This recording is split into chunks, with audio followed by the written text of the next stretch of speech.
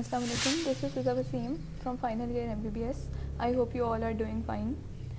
और जहाँ पर आप लोग अपनी बाकी एक्टिविटीज़ हमारी इन वेकेशंस में कर रहे हैं, अगर आप दिन के कुछ 2-3 घंटे अपनी पढ़ाई को भी दे देंगे तो ना आप पर अभी ज़्यादा बर्डन होगा, और जब आप अपना कॉलेज रीजॉइन करेंगे इंशाल्लाह तो तब भी आप लोगों के ज़्यादा लॉस नहीं हुआ होगा। और आपको इसमें बहुत परेशान होकर पढ़ने की ज़रूरत नहीं है। आप लोग सिर्फ अपना कुछ टाइम जो है वो दे सकते हैं पढ़ाई को, और उसके लिए आपको मैंने मेन टॉपिक्स बताने हैं जिस तरह मैंने कवर किया था कि अगर आप ये वाले टॉपिक्स अभी कवर कर लेंगे तो आपको बाद में आसानी होगी। तो बात शुरू करते हैं हम स्पेशल पैथोलॉजी से। आपकी इसमें 11 टॉपिक्स हैं जो आपकी मीडियम रॉबिन्स के 14 चैप्टर से कवर होते हैं। अब इनमें क्वेश्चंस इस तरह आने हैं, जो मोस्ट इंपॉर्टेंट चैप्टर्स हैं वो आपके हैं GIT, male genital system, female genital system और ब्रेस्ट। मैं कहूँगी कि आप इन चैप्टर्स को पहले प्रेफर करें क्योंकि इसमें से आपके 5 क्वेश्चंस टोटल आने हैं और जिसमें से 2 आपके जीआईटी में से आने हैं। और ये चैप्टर्स आप मीडियम रॉबिन से कर सकते हैं। जो लोग बिग रॉबिन्स पढ़ना चाहते हैं वो ज़रूर पढ़ें, लेकिन वो ये देख लें कि वो बाद में कवर कर सकते हैं कि नहीं, रिवाइज़ कर सकते हैं कि नहीं प्रॉफ से पहले। वरना आप मीडियम रॉबिन से पढ़ें और साथ अपने पास्ट पेपर्स को देखें कि आपके किस तरह के सिनेरियोज़ आ रहे हैं। आपने बस क्लिनिकल फीचर्स करने हैं, मेन मॉर्फोलॉजिकल फीचर्स करने हैं जिससे आप इनको डिफ्रेंशिएट करने हैं डिजीज़ को आपस में। लेकिन आप देखेंगे पास्ट पेपर्स में कुछ चीज़ें हैं जो मीडियम रॉबिन्स में डेफिशिएंट है, वो चीज़ें आपने करनी है बिग रॉबिन से। और स्पेशली ब्रेस्ट के चैप्टर में आपको मिलेंगी कि काफ़ी चीज़ें एक्स्ट्रा हैं, इसलिए आप कोशिश करें कि आप ब्रेस्ट वहाँ से कर लें। और जीआईटी मेल और फीमेल जेनिटल सिस्टम में आप स्टेजिंग और क्लासिफिकेशन ऑफ ट्यूमर्स जो है वो आप बिग रॉबिन से कर लें, क्योंकि वहाँ पर एक टेबल्स बने हुए हैं, आप वहाँ से अच्छी तरह से कर सकते हैं। इसके अलावा बाकी सब चैप्टर्स में से आपका एक एक क्वेश्चन आना है, और ब्लड वेसल्स और हार्ट 2 आपके चैप्टर्स बनते हैं तो इसमें से भी आपका एक ही क्वेश्चन आना है। ज़्यादातर बच्चों को कन्फ्यूजन होती है कि कार्डियोवैस्कुलर सिस्टम और ब्लड में से कहाँ से हमने कवर करना है। तो आप ब्लड वेसल्स और हार्ट पैथोमा से कर सकते हैं, लेकिन आपको साथ पैथोमा की वीडियोज़ देख लें तो आपके लिए बेटर होगा कि उसमें एक्स्ट्रा मटीरियल जो है वो कवर हो जाता है। आप वो चीज़ वीडियोज़ देखें और साथ आप वो चीज़ें जो एक्स्ट्रा हैं वो आप अपने पैथोमा पे ही नोट कर लें। हार्ट में अगर आपको नई पैथोमा से सही तरह आपके कॉन्सेप्ट क्लियर हो रहे हैं तो आप सिर्फ 3 टॉपिक्स मीडियम से कर सकते हैं, रोमेटिक हार्ट डिजीज़, एंडोकार्डाइटिस और पेरिकार्डियल डिजीज़। इसके अलावा बाकी आपका कवर हो जाएगा।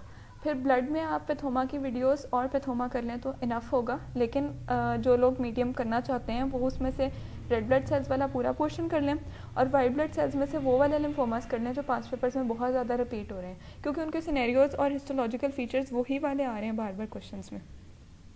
लेकिन ये भी कोई हार्ड एंड फास्ट रूल नहीं है यूएचएस के पेपर में, ये मैं आपको उस तरह बता रही हूँ जो ज़्यादातर पास्ट पेपर्स में देखा गया है।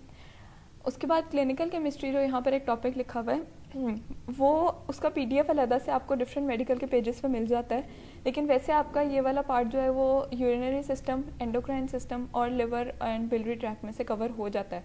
इसमें ज़्यादातर वो आपसे टेस्ट ही पूछते हैं कि आपने रीनल फंक्शन टेस्ट कौन कौन से करने हैं और डायग्नोसिस कैसे करना है, तो ये इन चैप्टर्स के अंदर लिखा हुआ है। तो मैं आपको कहूँगी कि आप एक वीक के अंदर डिवाइड कर लें कि आप 31 मई तक आपके पास 4 वीक्स हैं, तो आप एक वीक में अपना एक सब्जेक्ट कवर कर लें। और पैथोलॉजी में आप एक वीक में आराम से अपने ये 4 चैप्टर्स कर सकते हैं, मेल और फीमेल जेनिटल सिस्टम, ब्रेस्ट और जीआईटी। उसके बाद अगर आप टाइम हो तो आप फिर बाकी सारे चैप्टर्स करें।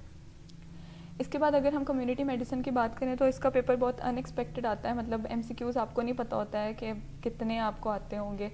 और मैंने जो पर्सनली एक्सेल पढ़ी थी, हमारी दफ़ा पेपर हो गया था एक्सेल से, लेकिन आप लोग जो लोग के पार पढ़ सकते हैं और उसको रिवाइज़ कर सकते हैं, मैं कहूँगी आप लोग ज़रूर वो पढ़ें। लेकिन जो लोग वो नहीं कवर कर सकते हैं उनके लिए ये वाले टॉपिक सारे इंपॉर्टेंट है जो आपने बिल्कुल भी नहीं छोड़ना है इसमें से कुछ भी। वैसे तो आपने पूरी एक्सेल पढ़नी है, लेकिन आप कोशिश करें कि जब आप शुरू करें तो आप ये टॉपिक्स पहले कवर करें। इसमें जो सबसे ज़्यादा इंपॉर्टेंट है वो epidemiology, biostats, sampling and screening, ये 3 है इनमें, और डेमोग्राफी। इन 4 टॉपिक्स के अंदर से आपके न्यूमेरिकल्स भी आने हैं, तो आपने पास्ट पेपर से प्रैक्टिस करनी है बार बार उन न्यूमेरिकल्स की, ताकि आप लोग को के कॉन्सेप्ट सभी क्लियर हो जाएंगे तो जाके आप लोगों को मुश्किल नहीं होगी। फिर जो चैप्टर्स जो लोग के पार्क पढ़ना चाहते हैं वो ये मैं कहूँगी कि उसके अंदर से जो मोस्ट इंपॉर्टेंट आपको के पार्क से पहले करने चाहिए वो food and nutrition, occupational health और डिज़ास्टर मैनेजमेंट। बाकी टॉपिक्स एक्सेल से भी हो जाएंगे, लेकिन आप देख लें अगर आप करना चाहते हैं कुछ टॉपिक्स के पार्क से तो आप ये वाले करें। उसके अलावा हेल्थ एंड डिजीज़ में एक्सेल में पहले 2 चैप्टर्स हैं, इनमें जो मोस्ट इंपॉर्टेंट है वो मोड्स ऑफ इंटरवेंशन है, डेफिनेशंस है सारी और इंडिकेटर्स ऑफ हेल्थ है। इसके बाद आई के अंदर ऐसे है कि जो देखा गया पास्ट पेपर्स में कोई स्पेसिफिक नहीं है। हमारी दफ़ा ही रेटिना में से एक क्वेश्चन आया था, वैसे रेटिना में से 2 क्वेश्चन आते हैं, कॉर्निया में से एक आता है, कंजक्टिवा में से एक आता है, स्क्विंट में से एक, ऑर्बिट एंड ऑक्यूलर इंजरीज में से एक आता है, ग्लोकोमा एंड कैटरेक्ट में से एक आता है, यूवियल ट्रैक्ट एंड प्यूपल में से। लेकिन ये कोई रूल नहीं है, किसी में से भी आ सकता है, आप लोगों ने पूरा कवर करना है। लेकिन जो मोस्ट इंपॉर्टेंट जिसमें से ज़्यादा पेपर आता है वो रेटिना, कॉर्निया, कंजक्टिवा आप सबसे पहले कवर करें।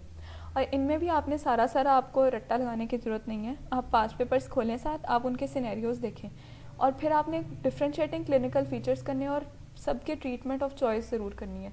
जैसे कॉर्निया के चैप्टर में अगर हम ले लें तो अल्सर्स बहुत सारे आपको बताए हुए हैं, तो आपने हर अल्सर का दूसरे से एक डिफ्रेंशिएटिंग पॉइंट ज़रूर करना है, वो MCQs में भी आ जाता है। उसके बाद ENT के अंदर मैं आपको कहूँगी कि ईयर और नोज़ मोस्ट इम्पॉर्टेंट। आप अगर रीजन्स अभी कर लें तो आपका बाद में आपको कवर करने में थ्रोट और जिसमें pharynx, larynx, oesophagus, oral cavity और बाकी जो सर्जरीज हैं आपकी वो रह जाएंगी। तो अगर अभी आप ये 2 रीजन्स कर लें और इनमें भी आप वैसे तो आपको सारा कुछ ही कवर करना चाहिए, लेकिन जो इंपॉर्टेंट चैप्टर्स हैं मैं आपको वो बता देती हूँ कि आप वो पहले कर लें। अगर इसमें आपका डिजीज़ ऑफ एक्सटर्नल ईयर आ जाएगा, disease of middle ear, chronic otitis media, complications of suppurative otitis media, otosclerosis, Meniere's disease और acoustic neuroma, ठीक है। और नोज़ में से आप नोज़ के वैसे ऑलमोस्ट सारे चैप्टर बहुत इजी हैं, लेकिन जो इसमें से मोस्ट इंपॉर्टेंट है वो है nasal septum and its disorders, granulomatous disease of nose, बस एक आप रीडिंग दे दें इनको, nasal polypi, epistaxis, acute sinusitis, chronic sinusitis, complications of sinusitis. और इनमें भी आप पास्ट पेपर अगर आप देखें कि आप प्रेफर करें कि आप वो वाले चैप्टर्स पहले करें जिनमें पास्ट पेपर्स में बहुत ज़्यादा क्वेश्चंस आए हुए हैं। लेकिन अब ये भी कोई रूल नहीं है, क्योंकि हमारी दफ़ा यूँ हुआ है कि एक क्वेश्चन सिर्फ सिनेरियो बेस्ड था, बाकी सब ऐसे टाइप थे। तो अगर आप सिर्फ पास्ट पेपर्स को प्रेफर करेंगे कि आप सिर्फ वो पढ़ के जाएँ कोई एक रीजन के लिए, तो मैं आपको ये रिकमेंड नहीं करूँगी। लेकिन फ़िलहाल आप इसके इंपॉर्टेंट चैप्टर्स कर लें सिर्फ, और आपको इतना बर्डन लेने की ज़रूरत नहीं है इन सब में। आप जितना कर सकते हैं आप एक वीक दें एक सब्जेक्ट को, और दिन के 3 से 4 घंटे अगर आप दे दें सिर्फ इन इम्पॉर्टेंट टॉपिक्स को कवर करने के लिए, तो आपका ज़्यादा लॉस नहीं हुआ होगा जब आप कॉलेज भी ज्वाइन करेंगे। और अपना ख्याल रखें, अपने इर्द गिर्द वालों का ख्याल रखें। Thank you.